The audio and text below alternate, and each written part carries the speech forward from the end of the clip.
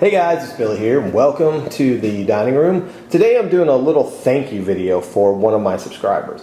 Now I could have done a private message and told him, hey dude, I appreciate it, but I thought, it'd be a little cooler to actually do a video.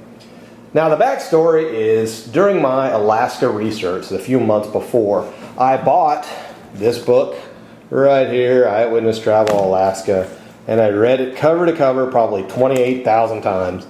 Well, not 28,000, but 2 or 3 times. And I got my Alaska map and I studied it.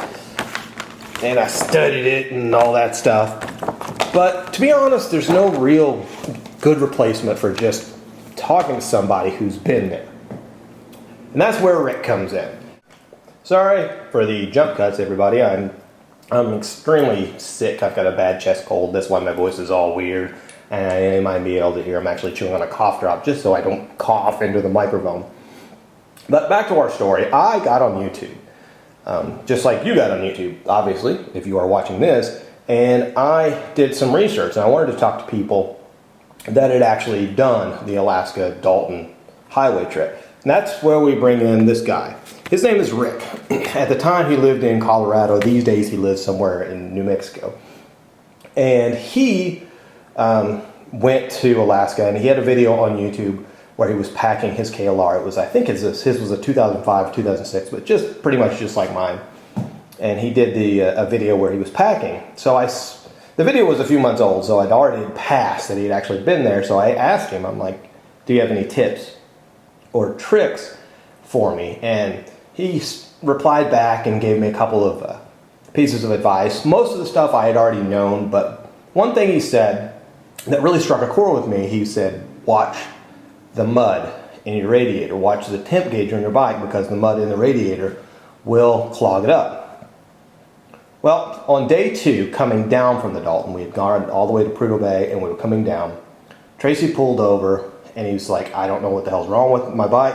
It's overheating. Now I looked down and my needle was also in the red. And from a YouTube comment from someone that lived far away that didn't even know me, I was 3,700 miles from home. I let out a sigh of relief because I knew exactly what had gone wrong with our bikes. And sure as shit, I got off the bike, looked in, and both our radiators were clogged up. And we stopped and we splashed water in them, and everything was okay. And so for that, I was eternally grateful to somebody that I've never even met before. Later, after we did the Alaska trip, Rick asked me if he could have some BWOM. Where did that come from? He asked me if he could buy some BWOM stickers. That's why I said BWOM, because I was trying to say buy some BWOM. But he asked me if he could buy some BWOM stickers. And I was like, no way, dude. You have no idea how helpful that tip was. Just give me your address and I will send you some stickers. So I sent him some decals. And he insisted that I put my return address on there. And this is what he sent me back, was a photo of him and his oldest son at the Arctic Circle. This is his oldest son in front of the Arctic Caribou Inn. And him and his son's bike on the actual Dalton. And there they are in front of the James Dalton Highway, the initial sign right there. So he sent me some photographs. From his youngest son, he sent me a CD, and I've checked it out once. I actually lost the CD for about a month, and then I found it again. And the music's pretty good. I'm going to probably shoot him a message and ask if it's okay if I can use the music one of these days in my videos.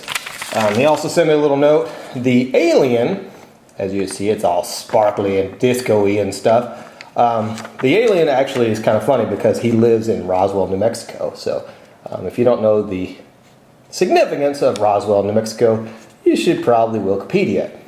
So anyway, I just wanted to say thank you, Rick. I got your package and I really appreciate it. So thank you. It's awesome.